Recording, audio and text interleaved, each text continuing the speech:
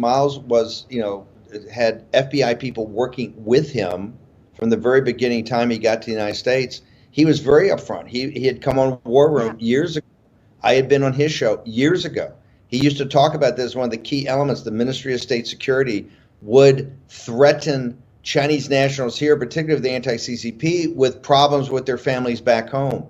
How did the FBI, in your belief, how did the FBI miss something that's out there in broad daylight, and now it's going to be a huge thing? Because these congressmen, we've checked with some of the staffs, they're outraged that this was allowed to go on, and only now the FBI has moved on it. Any thoughts on that, ma'am?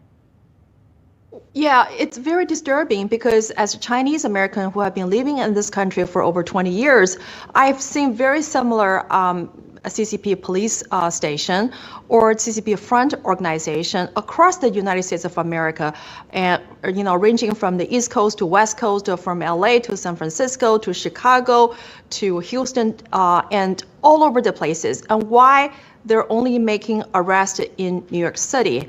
And so this is deeply troubling because the Chinese American people are the biggest victim of the CCP's police station. And that's why the people who are living in this country, I have a lot of Chinese American friends, they are afraid of speaking truth to the power. They are afraid of coming to the camera and to expose the CCP's illegal activities because they're being held as hostage, by the CCP's secret police station on the U.S. soil. And usually, the Chinese American people have their loved ones back in China, and the CCP police station will start making harassment against their loved ones back in China. But the most important thing, these illegal CCP's front organization or United Front organization, they do not just spy on the Chinese dissidents. They're getting involved into the local politics. Remember Eric Swalwell, his campaign was helped by Fan Fan, who is a CCP spy.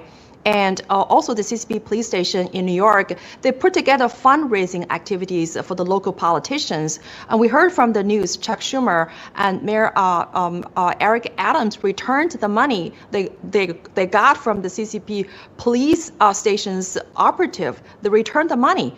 And so there's so many things that we need to, I like to, demand more actions.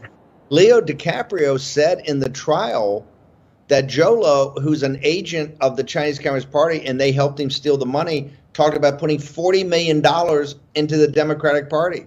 $40 million to basically get more activity of the Chinese Communist Party.